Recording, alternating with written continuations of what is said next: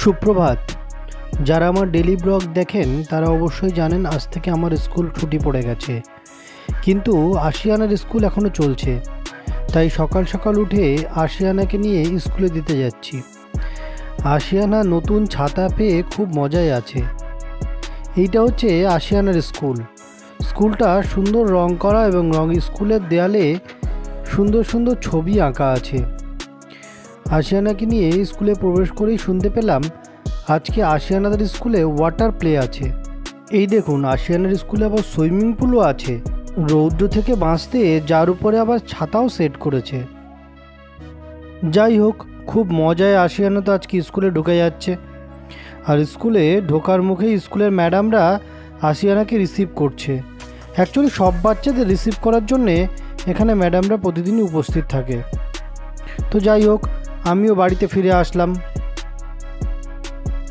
আশিয়ানার school শেষ। আশিয়ানাকে নিয়ে পা বাড়ালাম বাড়ির পথে।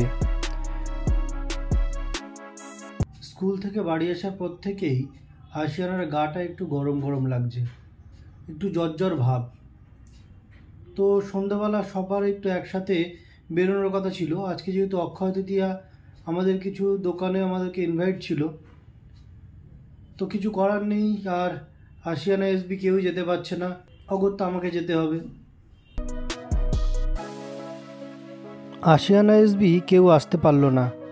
অগত্যা নেমন্তন্ন রক্ষা করতে আমি বেরিয়ে পড়লাম রাস্তায়। অক্ষয় তৃতীয়ায় দোকানগুলো সব সুন্দরভাবে সেজে উঠেছে, তবে দোকানের ভিতরে গিয়ে ভিডিও করাটা ঠিক দেখায় না, তাই বাইরে থেকেই ভিডিওটা বন্ধ করব। এই দোকানটায় যাব আমি এখন। তো ভালো থাকবেন সবাই, ধন্যবাদ।